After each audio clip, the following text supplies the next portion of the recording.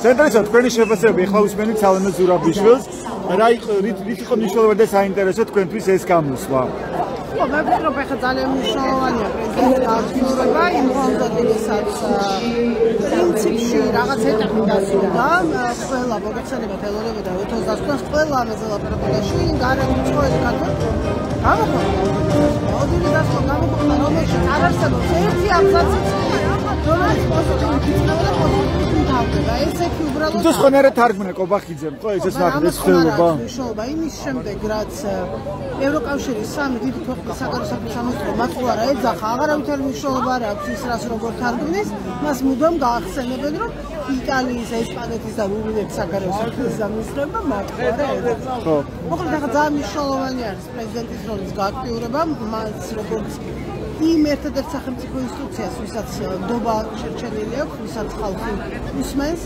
მის მიმართაც ლეგიტიმაციაზე კითხვები არ არის.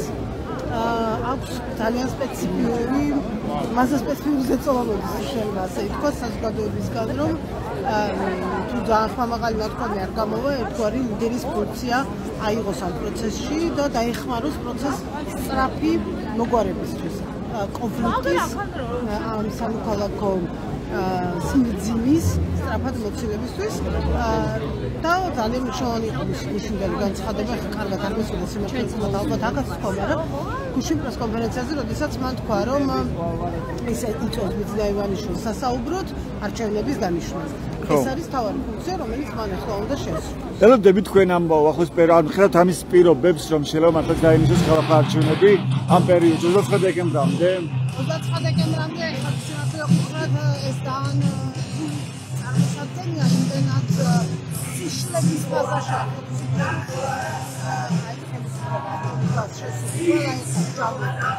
მაგრამ უბრალოდ მე ვფიქრობ რომ გარდაუვალის გადავადებას ახდენს ირაკლი ყობახიძე გარდაუვალი არჩევნები ის აუცილებლად იქნება ან აპირებებში მიტაცებული ძალაუფლებით ვერ დარჩება ქართული ოცნება ხელისუფლებაში ვერ დარჩება როდესაც საქართველოს იქნება იზოლირებული ეს არის იზოლირებული საქართველო არის მათი ვერ გადარჩენის ფორმულა. ძალიან სამწუხარო უმძიმესი იქნება ყველა ჩვენგანისთვის, მაგრამ მათ სხვა შესაძლებლობა და არჩევანი უბრალოდ აღარ დატოვეს. საქართველო არ არის აზერბაიჯანი. ვიზეონში გიგონია რომ ალიევი რო ახერხებს, მეც მოვახერხებ. ესე არ იქნება. საქართველოს არ აქვს საკუთარი რესურსი, რომელთაც უებას მოახდენს სისტემას. დაიწყეს ხო რეპრესიული კანონმდებლობის მიღება, რაღაცების ამუშავება, ან ფიქრობთ რომ ეს ვერ იმუშავებს, ვერ დაამყარებს დიქტატურას.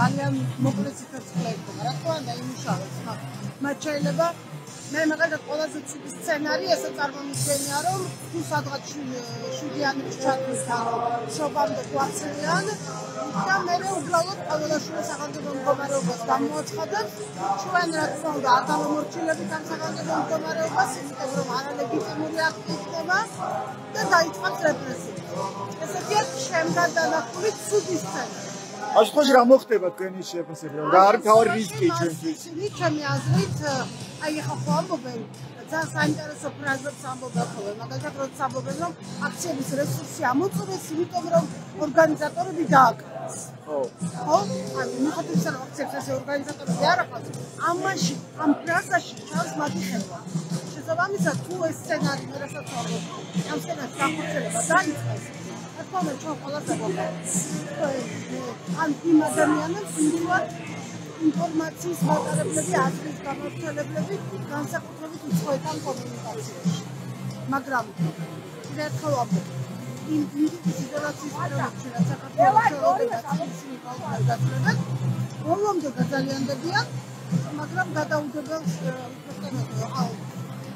იმას რაც აუცილებლად მოხდება უბრალოდ გადაავადებენ დროში და ეს ხდება ტრაგედიის ფორმა. ანუ თუ დააკავებენ რეპრესიების თუ წავლენ, ეს არ მოგვცემს რაღაც ზამბარის ეფექტს, შეიძლება უფრო მეტი ელემენტი გაბრაზდეს საქართველოში.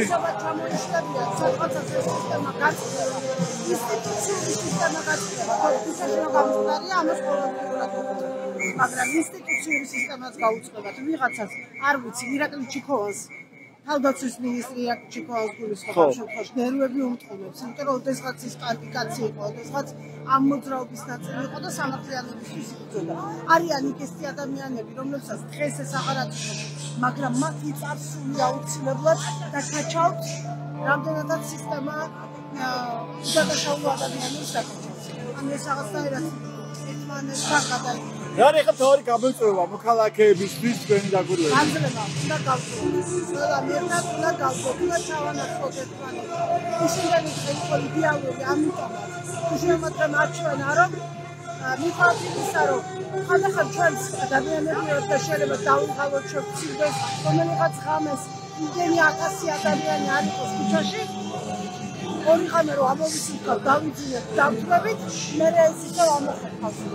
ეს უნდა გაჩვენოთ მუდმივად, ეს არ უნდა გაჩვენოს. ალბათ რეპრესიების ძიებით თუ წავა ქართული ოცნება, ალბათ რომ არ დაშიდეს ხალხი ესეც არის, ხო? არა მგონია მე რომ ამ ხალხი შეაშინოს.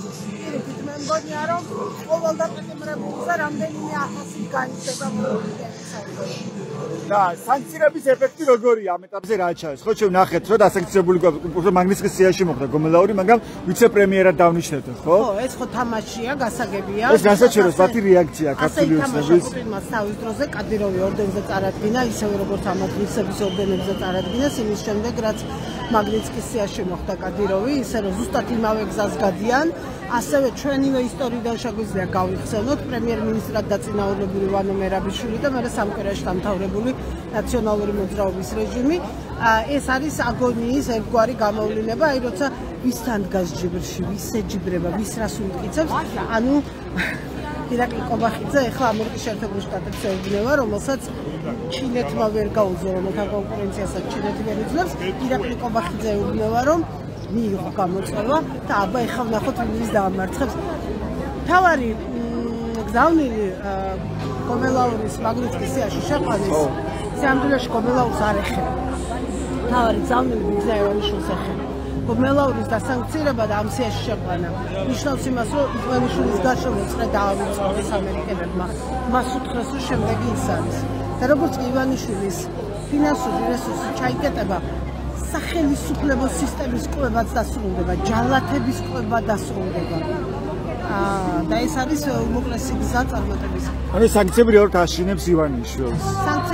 სანქციები უნდა აშენებდეს. შეიძლება მას ჯერ კიდევ არ ჯერა, რომ მას დაასანქცირებენ, მაგრამ მას აუცილებლად დაასანქცირებენ.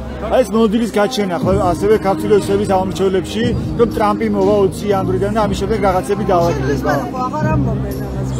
მერე შეცვალა კობახიძემ ზავნილები, იმიტომ როგორცაც მანაც წაიკითხა ის ინტერვიუ, რომელიც ჩვენთან წავიდა, ტრამპის მოვალ უსაფრთხოების მრჩეველთან, რომელმაც თქვა შავი თეთრზე დაიწერა გაზეთებში ისი სიტყვები, რომ ყველა გადაწყვეტილება, რომელსაც ბაიდენის ადმინისტრაცია იღებს, არის გადის იმ შემთხვევაში კომისიას, რომელიც ეხლა ორ პრეზიდენტ შორის პერიოდში მუშაობს. და კობახიძემაც მყისიერად შეცვალა ეს. ან რა გამოდის, რომ ქართული ოცნება ელოდება და იმის იმედათაა, რომ ხალხი დაიღლება და აღარ გამოვა ქუჩაში ან დაშინდება? ამას მე ვფიქრობ, რომ რაციონალურად ამის მოლოდინი არ გეტყვი, მაგრამ ამის იმედია. და ამასაც პედალირებს მუდმივად კობახიძე. მისი ეს ისტერიული დღესაც რომ ამბობდა, რომ გუშინ 3000 კაცი გამოვიდა, ამაზეა გათვლილი იმ ხალხისთვის, ვინც ფიზიკურად ამას ვერ ხედავს. აი აქ ბათუმელებისთვის მაგალითად. ანუ დანარჩენ საქართველოს რომელმაც შეიძლება ტელევიზორში კიდახა, მაგრამ ვერ შეიძინო ის რაც გუშინში ხდებოდა. სასწაული ხდებოდა, საოცრება ხდებოდა. ყველა ტიროდა გუშინში თავის გამოს, ოღონდ კი არ ტიროდა, რომ სასწაული იყო. საოცარი საღამოა. ხო, ეს ემოცია ხა ეკრანზე შეიძლება ესე არ გადადის. ამიტომ კობახიძე ამაზე პედალირებს. ეს არის ისე ამბობს. ანუ წინააღმდეგ ვეღარ გაჩერდება, თქვენ ვიგებთ ეს შეუვალი პროცესია. ეს ვეღარ გაჩერდება, იმიტომ რომ ხელისუფლება არ ჩერდება. რადგან ხელისუფლება არ ჩერდება და რეპრესიის ალღები ერთმანეთს მოხდებს. ხან ჭერენ, ხან წერენ ქუჩაში, ხან შესაძლებლებს ემიგრირებიან, ოფისებში მოდიან, სახლებში მოდიან, შემშობლებს ურეკავენ. ეს უპირატესია. მადლობა.